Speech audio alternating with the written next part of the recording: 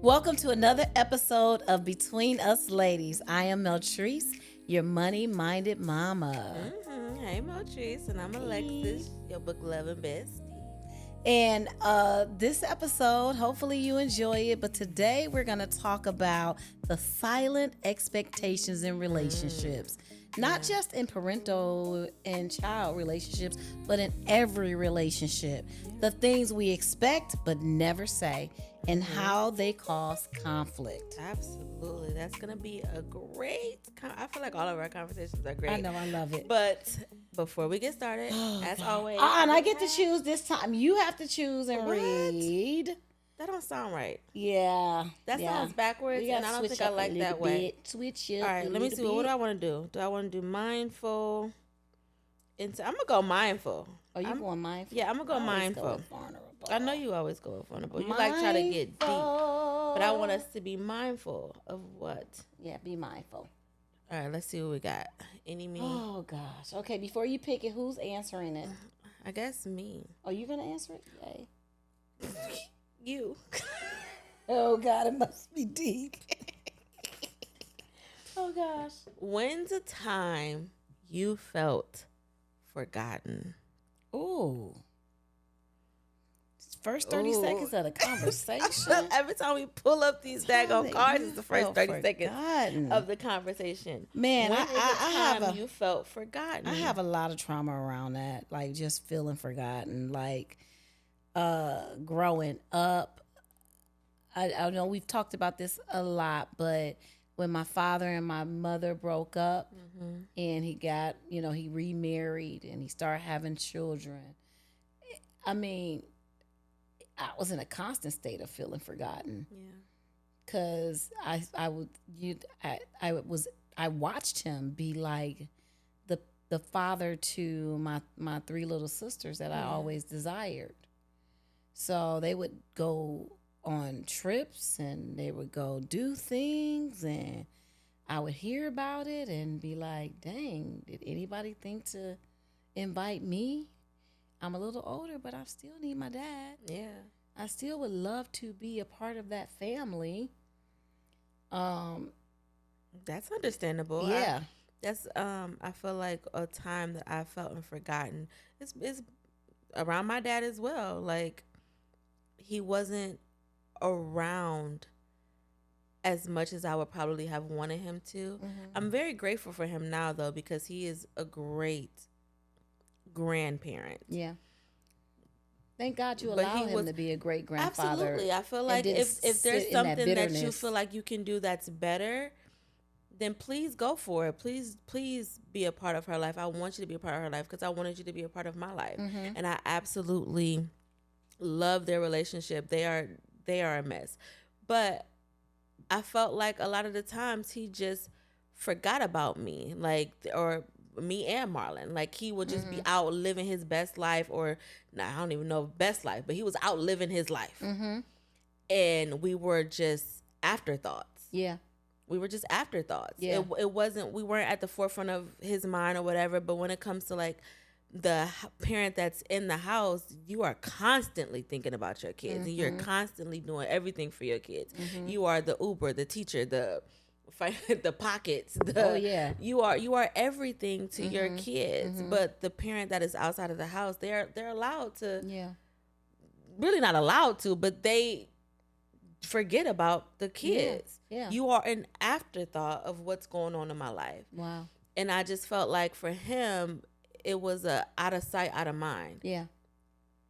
And that doesn't feel good. You're like, why aren't you thinking about me? Why don't we do this? Why don't you pick me up and do this? And why don't we even if it's just going out to the house? I feel like when we were younger, that happened more so often. But as we got older, did you forget about us? Yeah. Yeah.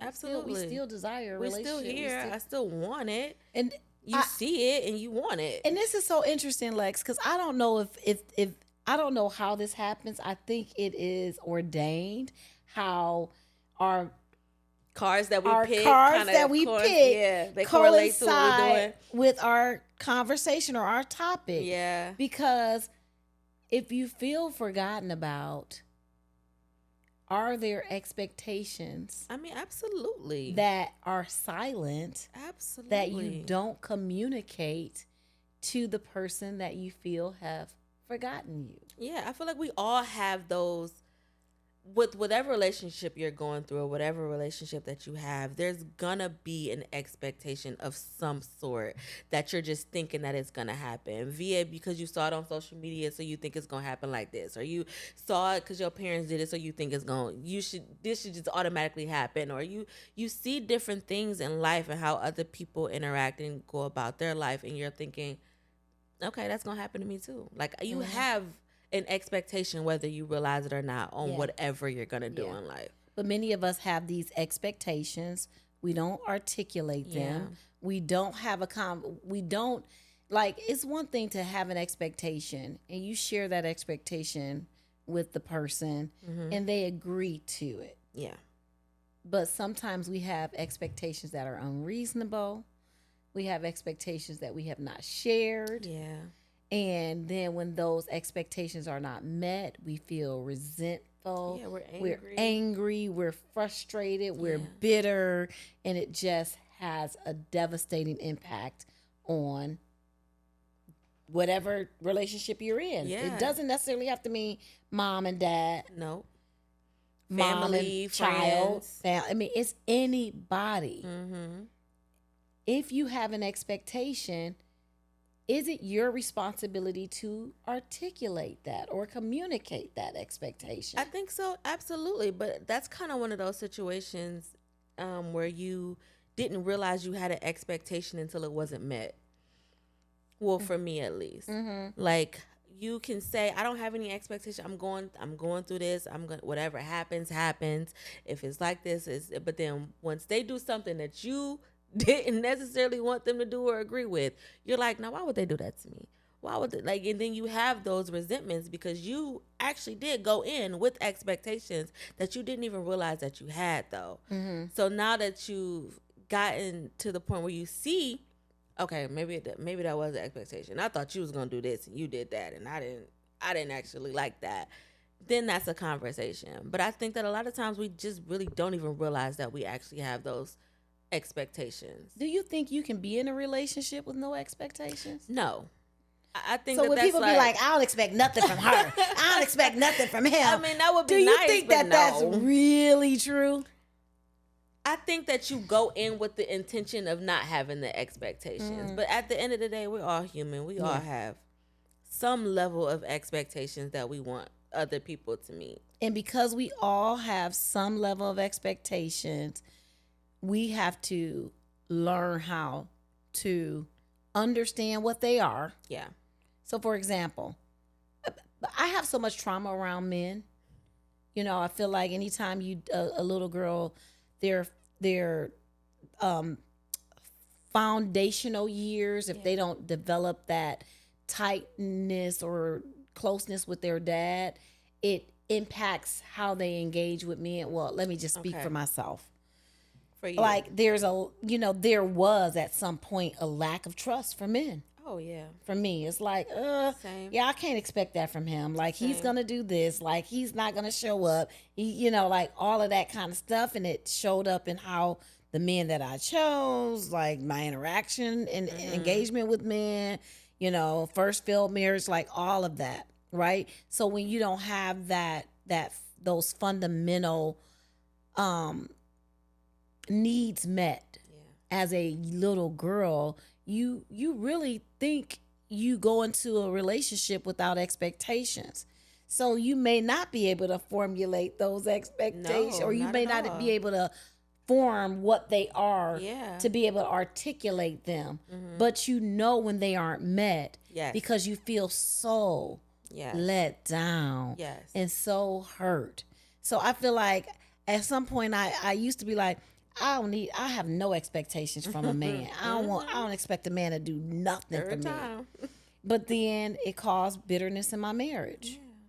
It caused bitterness in my marriage. And I actually, so last night when we were getting ready, I was getting the set ready while you were getting your hair done, and I was doing all of this by myself, and I was like, my husband I shouldn't have to say, babe, help me move, help me switch out the set, help me do this. Like, he should automatically do it. And I felt myself like getting angry. And I had to stop myself and say, wait a minute, if you need something specific from your husband, just ask him.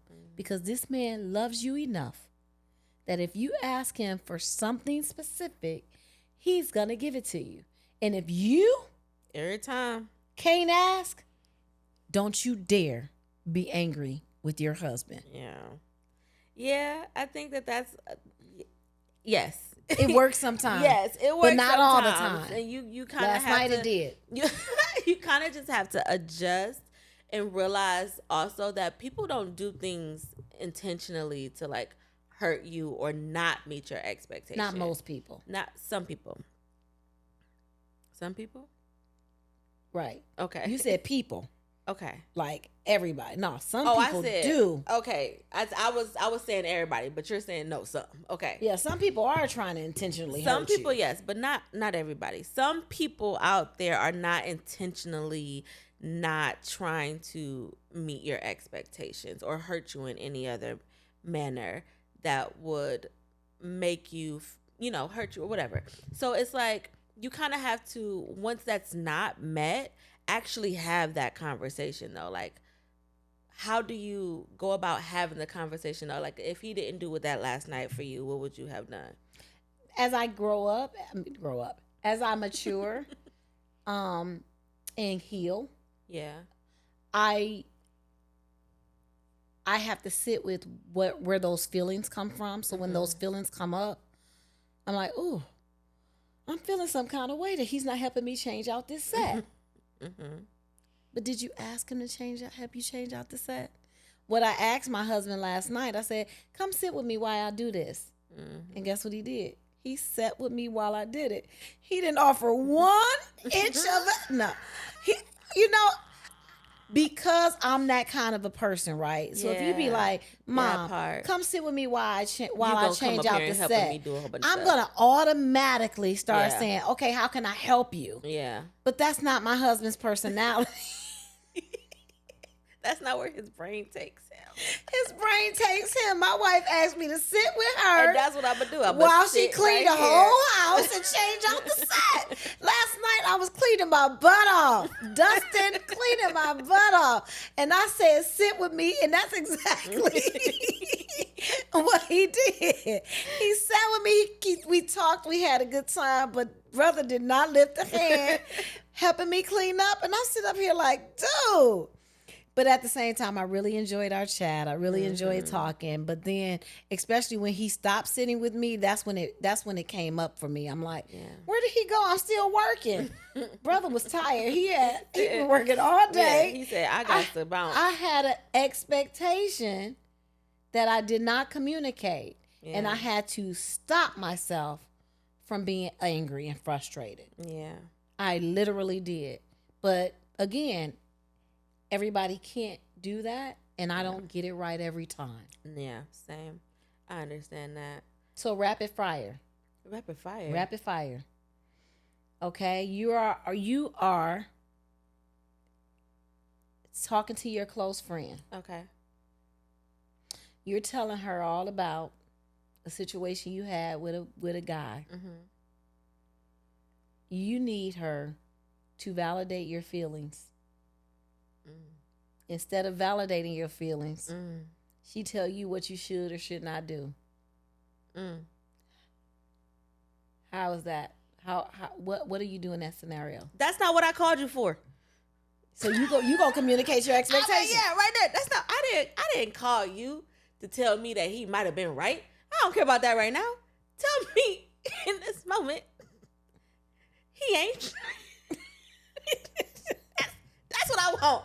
We can get to the logical part of it later. Right now, validate my feelings. So is that expectation communicated before the conversation? You know what? Or after the conversation? I feel like for us, we've had that before. I just need to be validated. I just need to be heard. Yeah. I don't want no answers. I don't want you trying to fix the world. Listen. Right. But we've had those kind of conversations where I'm like, I just need you to listen. I don't need no advice. But I think that sometimes when you're in those moments, it's easier said than done to be like, hey, I just need some. Because sometimes that's kind of knowing who your friends are too. Mm-hmm. Like, Mm-hmm. I'm going to call this person because I know she's going to go off on him for me. But I'm going to call this one because I know she can bring me back down and actually listen to what I'm saying. Mm-hmm. So I think that that's just kind of knowing your friends. But I would definitely set intentions on those kind of situations before they actually happen. Rapid fire. Oh, gosh. Okay. You struggling. Okay. To pay your rent. You got a close friend that is pretty wealthy, pretty well off. You call her. You telling her about all your struggles. She don't offer to help you at all. How you handling that situation? I feel like so many people are so passive with their needs. So the fact that I called you and I'm venting to you should automatically make you realize that I need your help. But that's not, some people are like, you need to just tell me. I'm not a mind reader. And some people are at the point where I'm not offering anything anymore. If you need my help, ask. Mm-hmm. So if you need the help, ask. I'm asking you Don't how be you passive. would feel in that situation. How I would feel is this. Hello, I'm calling you because 911. I needed your help. Why you ain't offering? Because that's also prideful for me too, a little bit though. Right. Like I don't want to have to ask you for the help. I want you to be able. That's also what for you? That's also that's what for you? Pride. Pride. It's a little ego.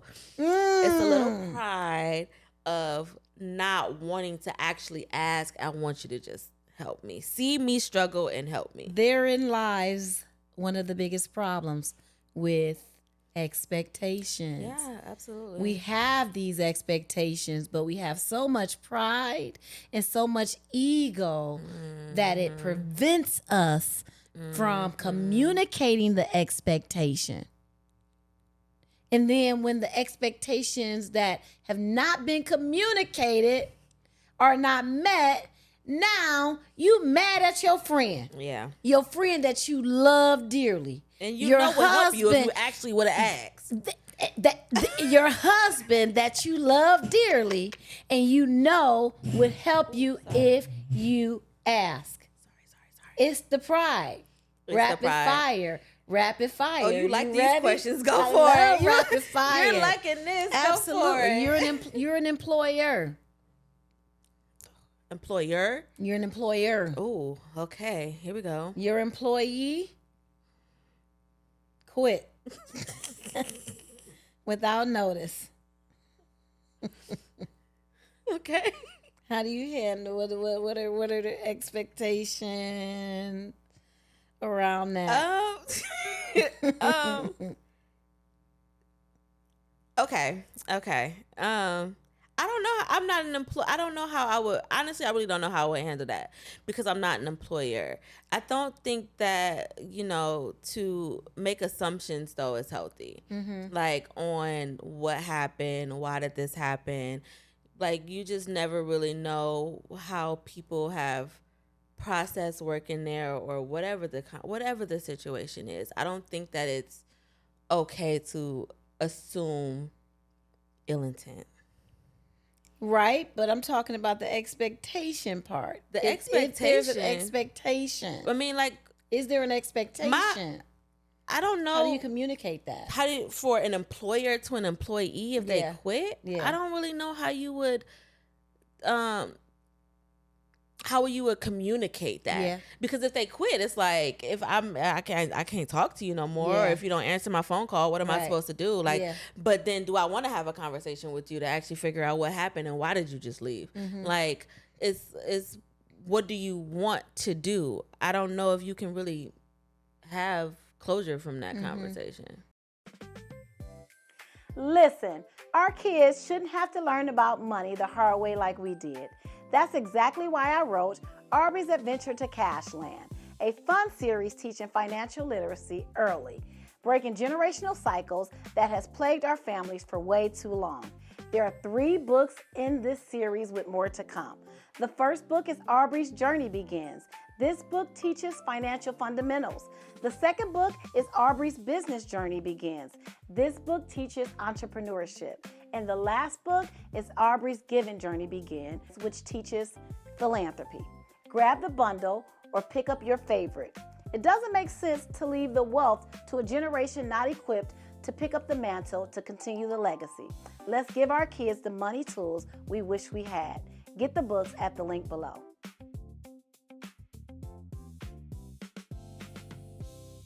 It's happening. Our 5th annual Women Creating Wealth and Impact Conference is August 14th through the 16th at the Cleveland Marriott East, and you want to be in the room. This is where we celebrate, grow, and level up together. Tickets are available now, and the room block discount is live, so don't wait. Early registration means you lock in your spot with the wealth women you hang with. This is your community, your breakthrough, and your celebration. Register now and book your room at womencreatingwealth.com. Let's make year 5 unforgettable. See you soon.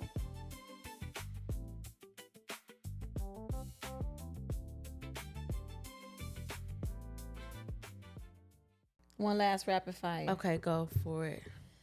You went to an event and you won a gift card to a store that you never frequent. Okay. And you call your friend who always frequents this store. And you offer to sell him or her. Yeah, sell. Oh, okay. Him or her the gift card. And their response is, how much do you want for it? And you want to sell it for dollar. And they say, well, no, because I'm not really going to go to that store. There's no benefit for me in that scenario. What do you do? Hold up. What expectations do you have in that scenario? You want to sell me. I just want to make sure I understand this correctly. You want to sell me dollar for dollar the gift card that you won. But you want to profit. Gift card. You want to profit it's from still that. her gift card. And I'm supposed to be your friend? You couldn't just wait till my birthday? You couldn't just wait till my birthday? You could have gifted it to me, re-gifted it or something. But I think the whole point in every last one of these scenarios is you that want to gift me. Hold up. I don't think I'm flabbergasted by. I just feel like the audacity. Like, seriously? Dollar for dollar? I can't even get 20% off?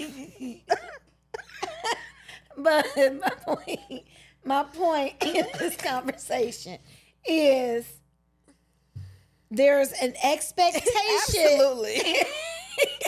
Absolutely. You didn't even let me finish. There's an expectation for each person. Yeah. So the one friend expects that because you go to this store all the time, and the next time you go, you're going to spend money anyway. And you know, in their minds, like, you're going to spend the money anyway. I need a little bit of help.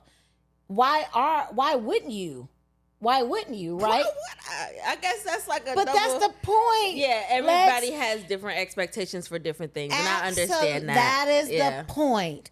So I'm not even looking at it employer, employee. Like, because you're an employee, you might understand what it's like from an employee perspective, and where that person is coming from.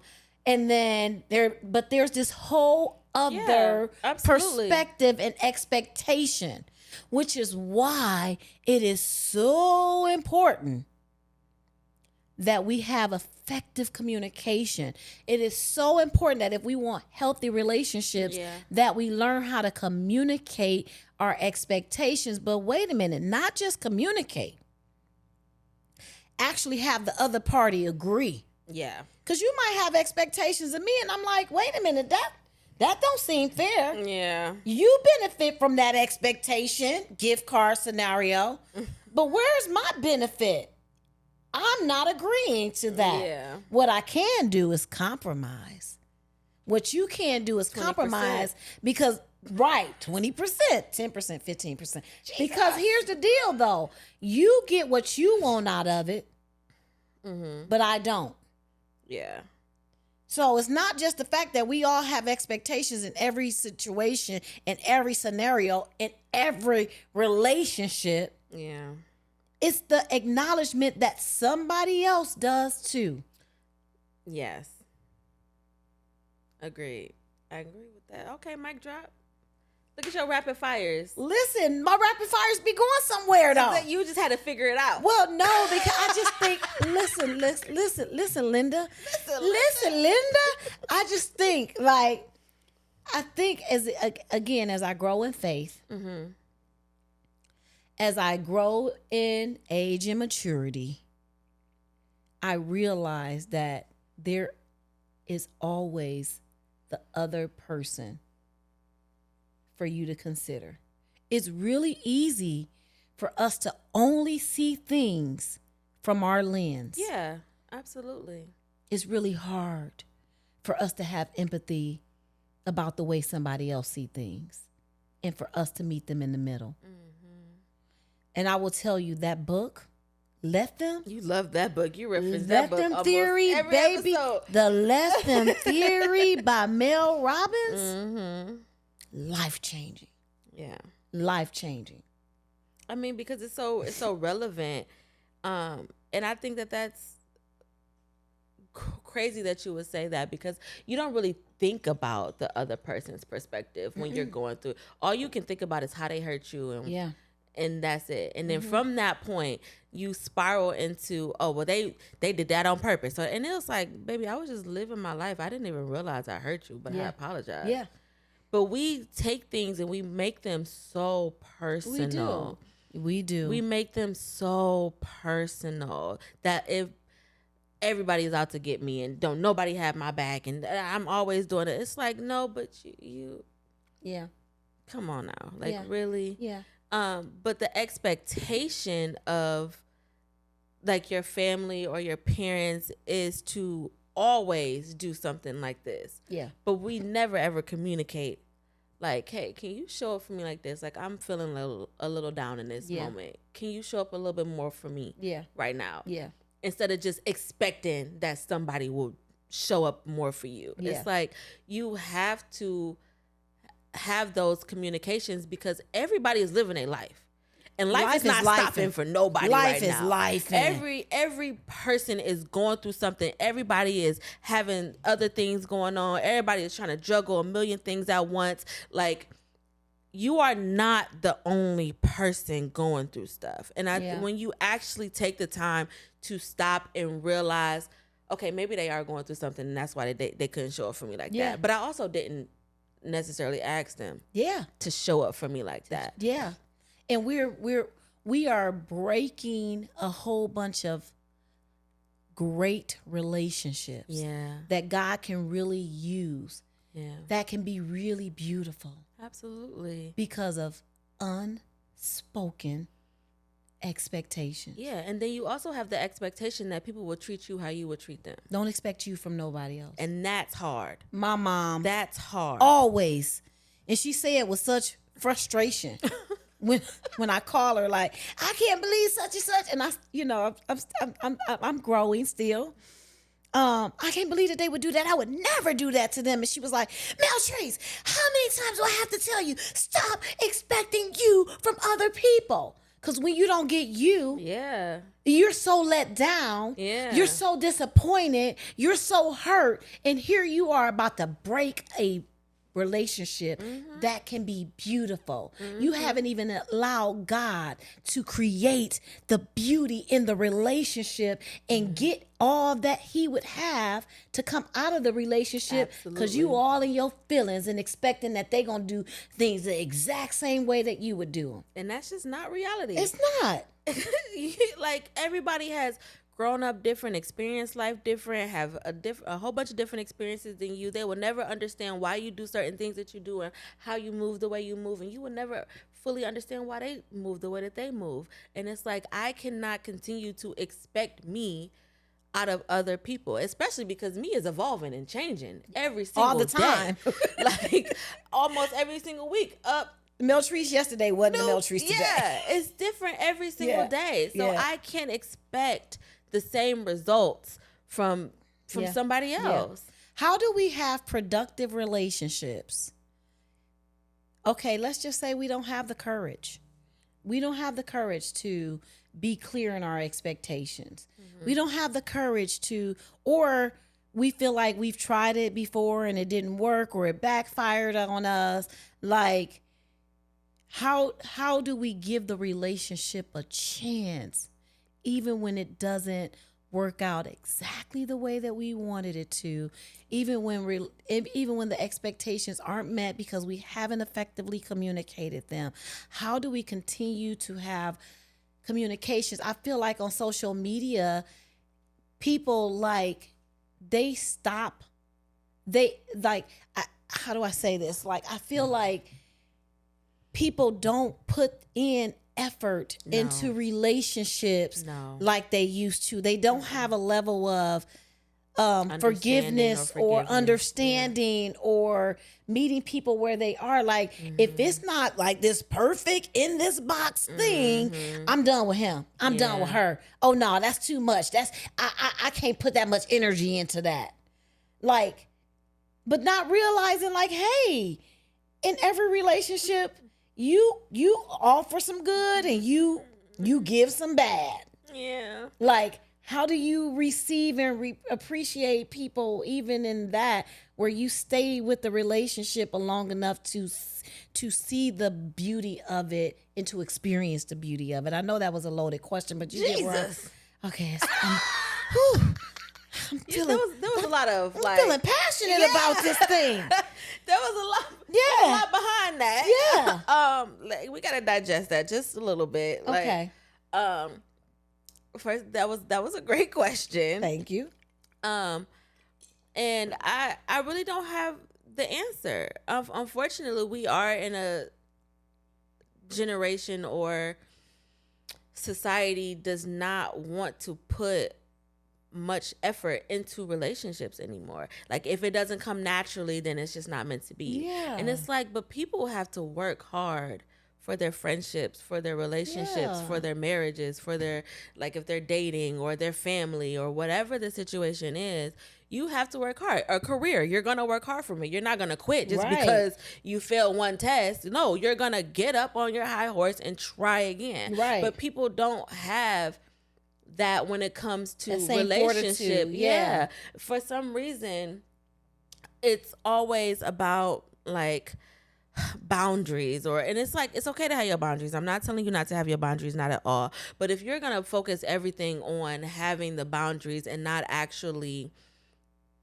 you're allowed to have your boundaries, but they can't have theirs. It's a me, but they can't have theirs. It's like, where do you meet in the middle? Because if everybody has to cater to you at all times, is it actually a relationship, or do you just want pick-me people in your life? Mm-hmm. You just want like I say, there are friends and there are fans. Yeah. If everybody is catering to you and everything is all good and happy and roses and pearls and, oh, everything you do is so amazing and wonderful. Oh, you need this, I got that. Oh, you like, if it's like that, what you're looking for are fans. You're looking for a fan. You're really not looking for friends. No, because friends are going to sit there, hold you accountable, whether you like the conversation or not. Right. Whether you want to hear it or not, they don't care. You're going to be held accountable. We're going to have our ups and our downs. That's right. We're going to go through some stuff. We're going to have days where I talk to you every single day. It might be a couple times where I might talk to you once or twice every week. But you're going to have those ebbs and flows in whatever relationship that you have. Yeah. So why is it that I have to continuously cater to you at all times, but you won't cater to me? You don't consider my thoughts or my feelings at all. Yeah. You like, it's I think I'm so passionate about this because I feel like there's a lot of situations where people expect more from you. Yes. We talked about that. Than they're willing to give. Mm-hmm. And all they can think about is themselves. All of it. And when they don't get what they want, then the relationship is doomed. Yeah. But you don't see yourself at all. There's no meeting in the middle. You don't see yourself at all. There's no compromise. Yeah, and so where is that? I think about some of my long-term relationships, and I do feel really, really blessed because I have friends like my long-term friend. We was talking about it at her party the other day. We've been friends since we were 7. Yeah. Dude, there's been some ups. You've been there. Yes. They've been some ups and there's been some downs, but we ain't gave up on our friendship. And right now, it's one of the most beautiful friendships that I have. I love her. I love that for you guys. I know. But then I also have my friends I've been friends with since I was 14. Yeah. And those my rollies. We ride together. We die together like friends for life, right? But then I also have my newer friends that I'm just like, they don't do everything that I love. Some of the things they do, I hate. But there's something about the relationship that I'm like this t-shirt that Papa and I just bought when we went to a marriage retreat, and we bought it because it said marriage is hard, because that's what society wants us to believe. Yeah. Marriage is hard, and it scratched out the word hard and said marriage is worth it. It's worth it. Yeah, and it's work. Just like we think our careers are hard, but guess what? They're worth it. There are some people that I've been friends with since my childhood. It's been hard, but it's been so worth it. Yeah. So worthwhile. There are friends that I'm developing now as an adult, and I'm like, she's stressing me out a little bit. But she's worth it. Yeah. She's worth it. And I'm willing to put in the work. And I'm blessed that I have people that's willing to put in the work for me, because I know I can be hard. It's a two. Yeah, don't see you. See all of these laughs and all of this extraness. I was gonna say I agree with that. The first part that you said, because it's a two-way street, right? But you went on to say the other thing. But yeah, so geez, I wasn't coming down on you. So let me just end by saying this, and then you can tell me what you want to say. Okay. Parenting is so hard. Oh, tell me about it. It's so hard. But you and Marlon and my stepchildren, so worth it. So worth it. I learned a lot. Yeah. I learned a lot. I learned even in this conversation that I have not done a really good job at communicating expectations. Same. And when I think about some of the relationships that I'm struggling with, even in this moment, it's because I haven't communicated them. Yeah. So because of this conversation with you, my sweet love, thank you. Look at you. There's some people that I need to have some conversations with. And I promise you, you'll know who you are soon. And I will have the conversation soon. Clock it. I think that's amazing, though. I think that when you actually sit back and think about all of the times where you did not say what you expected, and then you feel such a letdown, it's hard to then go back to that person because of that pride and that ego to actually be like, hey, man, that actually like hurt my feelings for real. Yeah, recover from it. Yeah. And just being like, but how do we, I don't want to hold that on to you, because technically it's really not your fault. I never really communicated to you what I expected you to do in that moment. Yeah. Because then you have to actually take accountability to say, ooh, there go that accountability word. That's my favorite word. You have to take the accountability to say, you know, I kind of messed played up. A role. I messed up. Yeah. I played a role. I didn't communicate that with you. Yeah. That's hard for that's hard for so many. That's hard for me still sometimes, though, to actually take the accountability, be like, I didn't show up. Yeah. Yeah. And that's on me. I didn't show up. It's hard for all of us. Like I said, we say it wasn't hard. Yeah, no. The question is it worthwhile? Absolutely. I think so. Is it worthwhile, and are you willing to do the work? If you have those people in your life that you actually have benefit of being in your life, and when I say benefit, I don't mean monetary value or anything like that. I mean, like, genuinely these people come through for you, or they show up for you, or they're there for you, or you just have a good time with this person. They're worth it for you to keep in your life. Yeah. Then we got to put our pride and our ego aside and just being like, hey, I got to tell you, I expect a little bit more in this moment from you. Yeah. Or whatever the situation is. And then also be ready to say, and I expected more from you too. Yeah. Yeah. Receive it.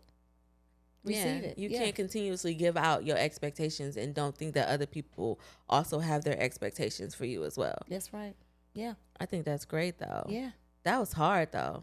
I don't like that. Accountability sucks. I'm just kidding. I'm just kidding. I love when people hold me accountable. It might hurt my feelings for a minute, but at the end of the day, that's how you feel. And if I can take that and I can listen to you and try to show up better, I'm more than willing to do that and grow from that. Yeah. Because if one person is feeling that way, who else in my life could possibly be feeling that way that I didn't do for them, or they expected more from me, or whatever the situation is, to actually be accountable in those moments. So I think that that's great. Love it. Okay. We can drop the mic. Period. Let's go. Okay. All right. So what is your financial tip for us this time? It's spring cleaning time. Oh. Yeah, we just talk about spring cleaning our home and decluttering our home. Mm-hmm. But do we think about what that means in our finances? Yeah. During the springtime, when you're thinking about decluttering your home and organizing and stuff, also think about your finances. Like, let me organize all of my legal documents, my wills. Let me look at all of my beneficiaries. Let me look at all of my bank statements for the year. Am I really honoring my own goals? Mm-hmm. I said I wasn't going to spend a lot of money on fast food or going out. Did I really do that? It's a time to look at all of your expenses.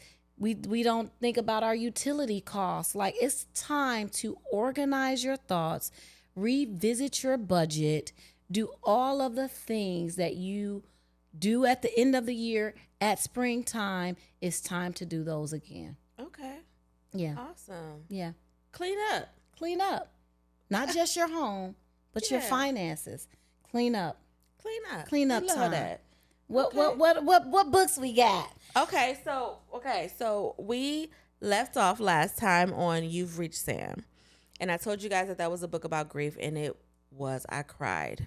It was heartfelt. Ooh. It was really good, though. It kind of helps you understand that grief looks different on everybody. Yeah. And that it's not the same. So the premise of the book was the girl and the guy were friends. Then they developed into something more, and then he passed away. And the way that she processed his grief was she had deleted all of his phone calls and text messages and the number from his phone, and she regretted it, so she called his phone, and he picked up. And it was basically of her not being able to let him go.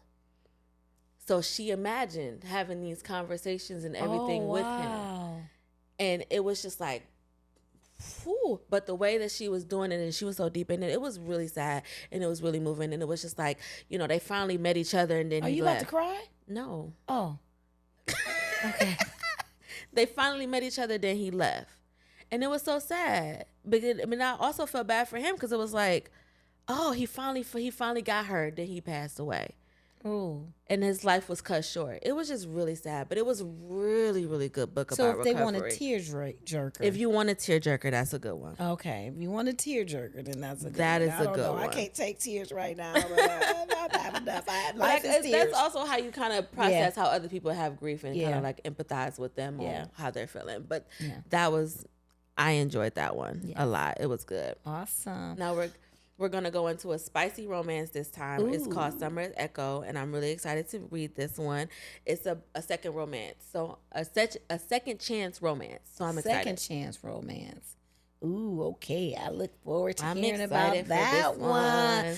Well, we hope you enjoyed this episode of Between Us Ladies. Mm-hmm. Remember to like, please share, and subscribe. Yes, also, and then don't forget to let us know. Please join in on this conversation. Let us know about people and relationships that you expected something from, and let us know how you let some people down before too. Yeah. So, thank you for tuning in. We'll see you next time. Peace. Bye, y'all. Between us, ladies, come grab a seat. Join us in the conversation. A mother-daughter invitation. 2 generations, 1 conversation, built on love and inspiration. Real love, real talk, that's our foundation. We laugh, we learn, we grow through every situation.